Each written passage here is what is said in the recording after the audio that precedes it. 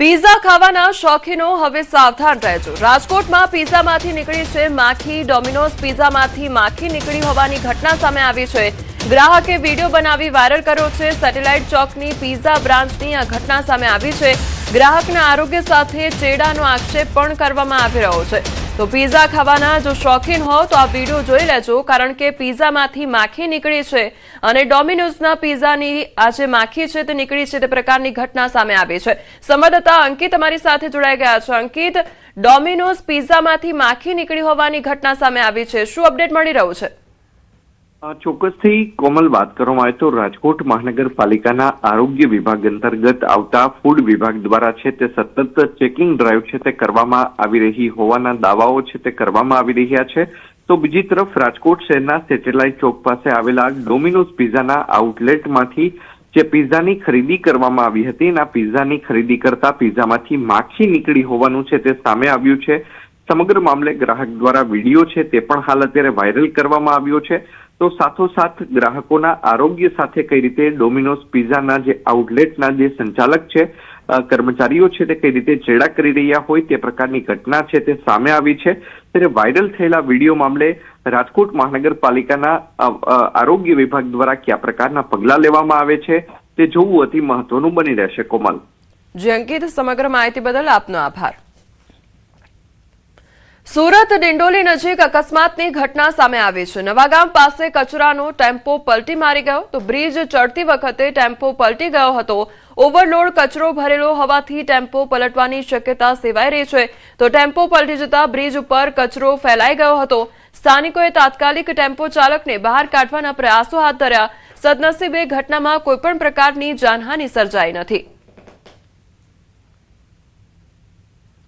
Ahmedabad airport પર કસ્ટમ્સે એક જ દિવસે સોનાની દાણચોરીના 3 કેસ ઝડપ્યા છે। એઆઈયુએ કુલ 299.490 ગ્રામ સોનાના દાગીના જપ્ત કર્યા છે, જેની કિંમત ₹49.23 લાખથી વધુ નોંધાઈ છે।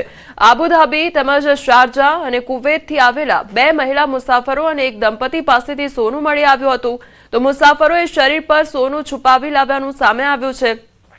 કસ્ટમ્સ વિભાગે સોનું જપ્ત કરી વધુ તપાસ હાથ ધરી છે। વડોદરાની હરણી પોલીસે ગોલ્ડન ચોકડી પાસે હંસ ટ્રાવેલ્સની લક્ઝરી બસમાંથી ₹5.98 લાખનો વિદેશી દારૂ ઝડપી પાડ્યો છે। મધ્યપ્રદેશથી વડોદરા લાવવામાં આવેલા દારૂ સાથે બસ સહિત કુલ ₹21 લાખનો મુદ્દામાલ જપ્ત કરાયો છે। તો પોલીસે ડ્રાઈવર અને કંડક્ટરની અટકાયત કરી છે। દારૂની હેરાફેરી માટે ટ્રાવેલ્સ બસના ઉપયોગથી રાજ્યની દારૂબંધીના અમલ સામે ફરી એકવાર સવાલો ઉભા થયા છે। તો દારૂનો જથ્થો જપ્ત કરવામાં આવ્યો છે। લગભગ 5 લાખથી વધુનો જે દારૂનો જથ્થો છે તે જપ્ત કરવામાં આવ્યો છે। ડ્રાઈવર અને કંડક્ટરની અટકાયત પણ કરવામાં આવી છે। તો વડોદરાનો આ મામલો સામે આવ્યો છે કે જ્યાં હંસ ટ્રાવેલ્સની લક્ઝરી બસમાંથી દારૂનો જથ્થો જપ્ત કરવામાં આવ્યો છે। ભરૂચના હાંસોટ સ્થિત પંડવાઈ શુગર ફેક્ટરીની ચૂંટણીમાં મતદાન પહેલા જ સહકાર પેનલે મેદાન મારી લીધું છે। મંત્રી ઈશ્વરસિંહ પટેલની પેનલના 16માંથી 14 ઉમેદવારો બિનહરીફ વિજેતા જાહેર થતા સમર્થકોમાં વિજય ઉત્સવનો માહોલ છવાયો છે। તો ફટાકડા ફોડી અને વિજેતા ઉમેદવારોને ફૂલહાર પહેરાવી ઉજવણી કરવામાં આવી। હવે 5 સપ્ટેમ્બરે માત્ર 2 બેઠકો માટે મતદાન થશે। મંત્રી ઈશ્વરસિંહ પટેલે ખેડૂતોના હિતને પ્રાથમિકતા આપી શેરડીના સારા ભાવ આપવાની ખાતરી આપતા સહકારી રાજકારણમાં સહકાર પેનલનો દબદબો વધુ મજબૂત બન્યો છે।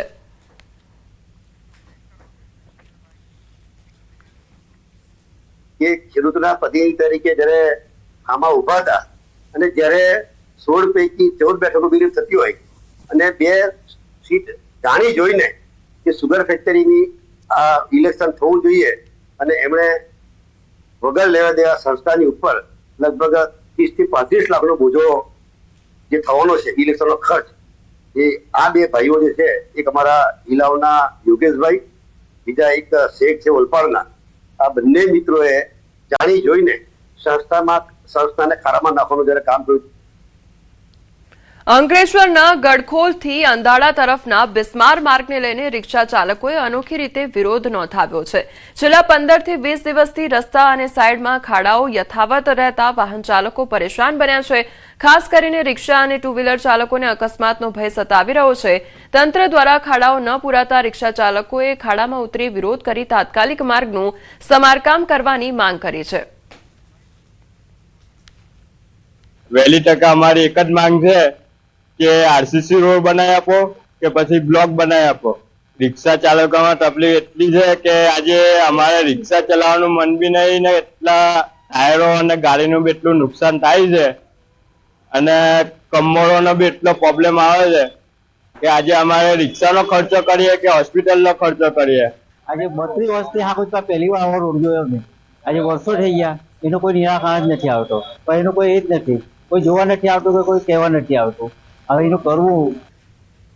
નર્મદામાં ખેડૂતોની ધરણા પ્રદર્શન. ત્યારે જંગલ જમીન વિવાદ વચ્ચે કોંગ્રેસ પ્રદેશ મહામંત્રી સંદીપ માંગરોલાએ ધરણા સ્થળે ખેડૂતોની મુલાકાત કરી અને ખેડૂતોને સમર્થન આપતા તેમણે કહ્યું કે આજથી ખેડૂતો પોતાની જમીન પર ખેડાણ કરશે અને તેમને રોકવામાં આવશે તો પહેલા અમને ગોળી મારો, પછી ખેડૂતોને રોકજો. ખેડૂતો સામે કાર્યવાહી થશે તો અમારી સામે પણ કાર્યવાહી કરવાની માંગ તેમના દ્વારા કરવામાં આવી છે. જંગલ ખાતાને તો કોઈ રાઈટ બનતું જ નથી. જંગલ ખાતાનો જમીન બી નથી. જે બી કંઈક ફોરેસ્ટ એરિયાના અધિકારીઓ હોય, સીસીએફ હોય કે પછી એસીએફ હોય, કાન ખોલીને સાંભળી લો. અમે આ જમીન છોડવાના બી નથી અને છોડીશું પણ નહીં. અમારી જાન ચાલી જશે પણ આ જમીન અમે છોડવાના જ નથી. જેની પણ તાકાત હોય એ આવીને આ ખેડૂતોને રોકી જુએ.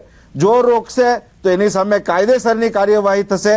અને અહીંયા બેઠેલા આ સમાજના અસરગ્રસ્ત ખેડૂતો માત્ર એકલા નથી, અમે બધા એમની સાથે છે અને એમને ધરપકડ કરશે, એમની સામે ગુનો દાખલ થશે.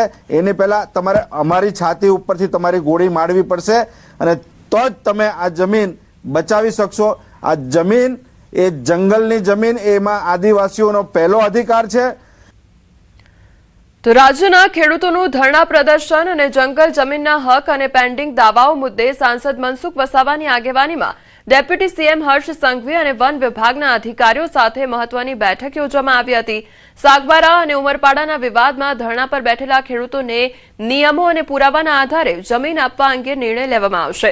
સાથે જ રાજ્યભરના અંદાજે 70 થી 80 હજાર પેન્ડિંગ દાવાઓનો ઝડપી નિકાલ કરવા માટે સૂચના પણ આપવામાં આવી છે. તો ધરણા પર બેઠેલા ખેડૂતોને બેઠકની જાણ કરી સમજાવી પારણા કરાવવા મંત્રી પ્રવીણ માળી રક્ષાબંધનના બીજા દિવસે નર્મદા ખાતે જશે. છેલ્લા 17 થી 18 દિવસથી ખોપી ગામ ખાતે કેટલાક આદિવાસી લોકોનું ખેડૂતોનું એક આંદોલન ચાલી રહ્યું છે અને આંદોલન મુદ્દે જ આજે ગાંધીનગર ખાતે સાંસદ મનસુખભાઈ વસાવા દોડી આવ્યા છે. આજે તેઓ ડેપ્યુટી સીએમ સાથે મિટિંગ કરી છે. નરેશભાઈ પટેલ કે જેઓ આદિજાતિ વિકાસના મંત્રી છે તેઓની સાથે પણ એક બેઠક કરી છે. જાણીએ કે શું મુદ્દો હતો ખરેખર, હાલ સમાધાનની વાત અથવા તો તેના સોલ્યુશનની બાબત ક્યાં સુધી પહોંચી છે અને ફાઇનલી આંદોલન પર બેઠેલા ખેડૂતોનું શું થશે. મનસુખભાઈ, શું મુદ્દો છે આ લોકોનો અને વાત આપને શું ચર્ચા થઈ ડેપ્યુટી સીએમ અને મંત્રી સાથે અને નિબોડો શું આવે એવું આપને લાગે છે? જો ગુજરાતમાં જંગલની જમીન જે ખેડાણ થાય છે એને લઈને બે પ્રકારના મુદ્દા છે. એ પ્રથમ તો સાગબારા તાલુકાના જે ખેડૂતો જે છે છેલ્લા 20 વર્ષથી